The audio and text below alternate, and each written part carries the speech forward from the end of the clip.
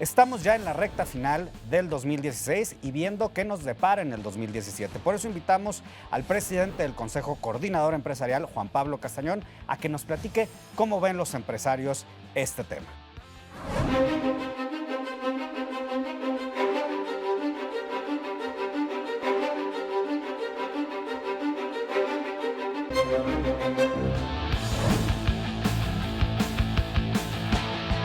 ¿Cuál es el saldo del desempeño económico en 2016 y qué pasa para 2017? El sector empresarial tiene muchos puntos de vista, bueno, prácticamente es el 80% de la actividad económica de nuestro país. Por eso tenemos a Juan Pablo Castañón, él es el presidente del Consejo Coordinador Empresarial esta noche aquí en La Billetera. Juan Pablo, de veras, qué placer nuevamente que estés con nosotros. Encantado. Muchísimas gracias por venir a La Billetera. Encantado que me inviten. Bien Sí, divertido. son verdaderos desafíos los que tenemos. Digo, ¿por qué no nos platicas cómo se ve desde el sector empresarial el cierre de este año? Ya estamos casi terminando noviembre, a mediados de noviembre, y de qué manera o qué desafíos ven para el 2017, que es ya Mañana. el siguiente, mañana. Pues ya. Y bueno, ya pasó la Claro. elección de Estados Unidos, ya. Probablemente nuestro crecimiento este año en promedio en todo el país tendremos un crecimiento del 2% o ligeramente superior del 2%. Tenemos estados de la República que crecen al 6, al 7, al 8%. Por ejemplo, Querétaro, Guanajuato. ¿no? Querétaro, Guanajuato, Aguascalientes, pero ahora el reciente estudio de INEGI muestra que Sinaloa creció al 8%, que es el estado que más creció. caray. Que esa es Entonces- una sorpresa. ¿Y por qué, a qué se debe ese crecimiento tan alto? 8% contra el 2% de México. O no, algunos que están decreciendo, ¿no? Como Sí. los petroleros. Exacto. Y efectivamente Tabasco. hay, para tener un promedio del 2% y unos estados creciendo al 6 y al 8%, es que algo está pasando con otros estados que no están creciendo. Unos ¿no? que lo están haciendo mejor que otros, ¿no? Finalmente. En todo esto. Finalmente, ¿Y qué están eso es haciendo lo los que sí sucede. crecen? Porque pues ahí está la Exacto. clave, nadie quiere decrecer. Cadenas de valor. Lo que México ha hecho exitosamente en las regiones en donde sí se crece es grandes inversiones tractoras, concentrarse en las vocaciones que ya tiene cada estado o las regiones, hacer sinergias entre estados y buscar la competitividad internacional a través de la producción. Y ahí estamos comprometidos igual los empresarios, ¿eh? O sea, nosotros vemos el programa de zonas económicas especiales como un programa en conjunto, gobierno y empresarios. Específicamente para los jóvenes, ¿qué está coordinando la empresa y el sector empresarial? Es importantísimo que le demos una difusión, un crecimiento, una dimensión a programas como el programa de formación dual, en donde la empresa se liga con el centro de estudios, vaya. desde la educación media superior y la educación superior, y el joven 2 días de la semana, para hablar en términos concretos, así fáciles, 2 días de la semana va a estudiar al salón de clases, 3 días de la semana va a la propia empresa a poner en práctica lo que en el ¿Cómo salón de puede clases aprende. pagarse, coadyuvar en el financiamiento educativo de ese joven, justamente el que vaya a la empresa? Porque evidentemente el costo de formación lo va a tener la empresa. Sí, hay una compensación entre la inversión que la empresa tiene que hacer, porque tiene que ser instalaciones propias seguras para los jóvenes desde los 16, 18 años, pero tiene también una compensación, porque hoy en día el gran problema de las empresas es que no encuentran Un talento incentivo. capacitado.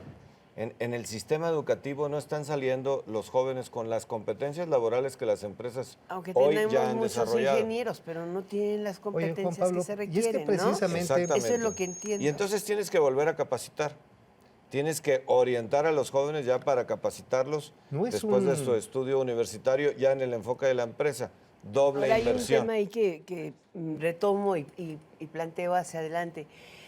Hay que mejorar el ingreso per cápita de las personas en México. Con la devaluación, además, nos cayó. Y en lugar de 10.500 Ahora dólares per envidiamos a los cápita, chinos. estamos en alrededor de 7.000 per cápita. Y es un tema que pareciera de estadística, pero están discutiendo o se está por aplicar la nueva metodología para el cálculo del salario mínimo. ¿En qué condiciones puede mejorarse el ingreso a partir de la nueva forma de calcularlo, ya que está totalmente desvinculado de rentas, de multas, etcétera? Antes de tocar el tema de política pública, permítanme compartirles un ejemplo de mi vida personal. A ver. Estudiando el modelo dual, estaba en Alemania, en una empresa, en donde 20 jóvenes, la mitad hombres, la mitad mujeres, entre 16 y 18 años, estaban practicando. Y yo le pregunté al director general de la empresa, ¿cuánto ganan estos jóvenes? Y me dice, tienes que comprender que ellos vienen fuera de Stuttgart, sus padres no viven aquí, por tanto les tenemos que pagar para que se abastezcan a sí mismos. Sí, pero ¿cuánto ganan? Pues alrededor de 900 euros.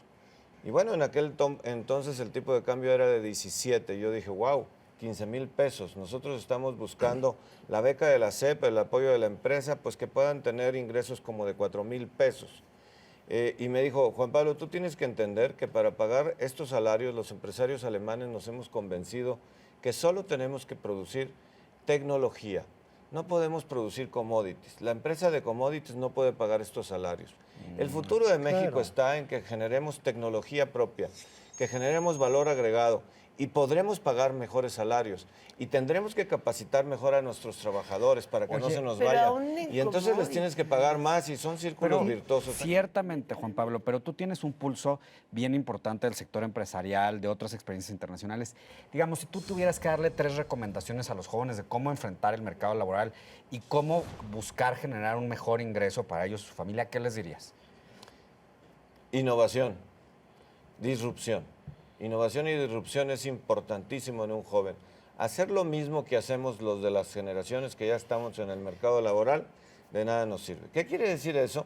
Tu mente abierta y tu mente creativa. Y aquí vuelvo con el tema. ¿Cómo va cómo se advierte esta metodología de cálculo del salario mínimo? ¿Será capaz la nueva fórmula de recuperar el poder adquisitivo o esta tendrá que venir de la mano de una mejora en la productividad del país? O sea, ¿cómo lo vislumbras tú? Es un tema en política pública muy interesante, porque si podemos observar lo que hemos hecho en los últimos 4 años, en cuanto al salario mínimo, que en la economía formal es una referencia al 95%, porque la mayor parte de la gente gana más de un salario mínimo. Podemos observar que cada año desde el 2012 hemos subido los salarios mínimos, que son la referencia, 1 punto o 1.5 arriba de la inflación. Y luego resulta que la inflación ha disminuido menos de 3, es decir, menos de lo esperado, como fue en el 2015. Probablemente no sea en el 2016. Pero ¿qué significa? En los últimos 18 meses, el poder adquisitivo del salario mínimo, el poder adquisitivo de las familias, de los deciles más bajos, ha crecido hasta en el 8%. Órale. ¿Qué quiere decir? Que no solamente está en que suba 5 pesos, 10 pesos o 15 pesos, sino que la inflación sea contenida tal que la gente pueda comprar mejor. Pero hoy con el impacto del tipo de cambio... Pues es inevitable, ya está pegando. Va a haber un impacto en la inflación, por eso creo que este 2016 tendremos 3.5, 3.6 de inflación. Pero tampoco es una inflación que sea disparada. Bueno, claro, incrementamos el salario mínimo el 4.2, esperando una inflación de 3, va a ser un 3.5. Vuelvo a la misma pregunta. ¿En qué condiciones puede darse la recuperación del poder adquisitivo para que nuestro mercado interno tenga 2 componentes? Una oferta efectiva y alguien que pueda gastar para que se mueva y nosotros dependamos más de dentro que de fuera. En el tema del ingreso, efectivamente tenemos que tener una política pública para mejorar el ingreso, sobre todo en los deciles más bajos. Tenemos una alta concentración en economía informal que nos preocupa y siempre es un efecto espejo en la economía formal.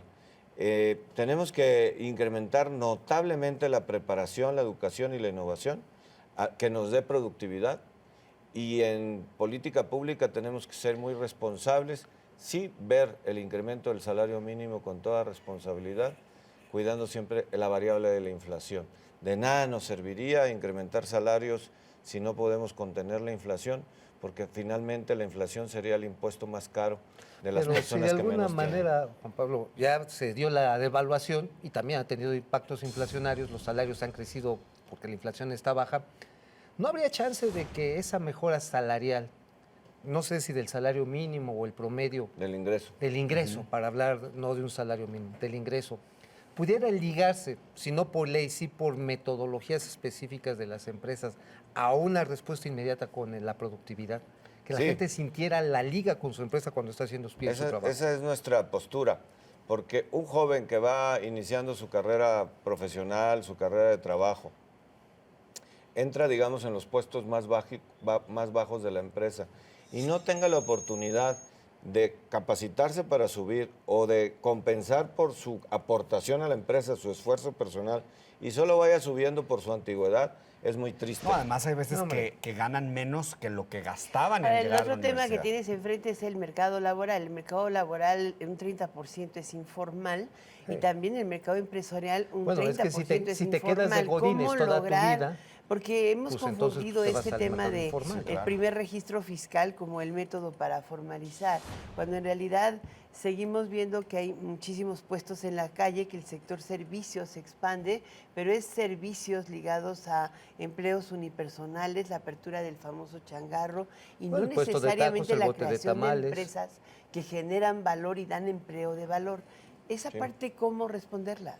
Es un tema muy importante e interesante porque van dos temas ligados y que no debemos de confundir. Un tema sí es los indicadores de pobreza, de falta de oportunidades y de falta de capacidades que el sistema educativo no ha brindado desafortunadamente. Y las personas, al no encontrar un trabajo, pues buscan pues algún empleo así. Alternativas. O encuentran un salario muy autoempleo. bajo. Pues hoy es O más un salario fácil muy bajo en la economía informal porque el tío, el pariente una los bicicleta coloca. con tamales, ¿no? Punto. Pero por el otro lado, en esa Canasta. economía, que es importante porque es el 40%, casi 50% de nuestra economía, hay un gran ingrediente de economía ilegal. El robo de mercancías ha crecido más del 100% en los últimos 18 El meses. auto chocolate, ahí se me... Los Y, autos. y Temazo, las sí, mercancías robadas se están vendiendo en los mercados públicos como mercancías piratas. En la realidad es mercancía ilegal. Y muchos estamos yendo a los mercados y decimos, bueno, le estamos ayudando al señor porque prácticamente no tiene un trabajo. Y entonces esta es su actividad muy lícita y muy loable que está esforzándose de todos los días. El problema es que hay mafias de crimen organizado que están administrando mercancías ilegales en México y sus mercados de comercialización son los mercados que consideramos como los mercados Finalmente públicos también es informales. responsabilidad del consumidor tener eso en conciencia. Sí, claro, Que no decir compre. no compro ilegal porque eso cierra posibilidad de empleo a mis todos. propios hijos. Juan Pablo Así es. Castañón, si nos fuéramos platicando no acabábamos. Sí, son temas, Todavía y temas bien tendríamos que interesantes. hacer otras 4 billeteras. Ya Nos parecería falta. bolsón. A principio de año, ¿te parece? Claro, con mucho gusto. Te volvemos a invitar Claro, a ver qué perspectivas tenemos para el 2017. por Por supuesto. lo pronto, muchísimas gracias. Le damos las gracias al presidente del Consejo Coordinador Empresarial, Juan Pablo Castañón. Muchas gracias. Hasta luego.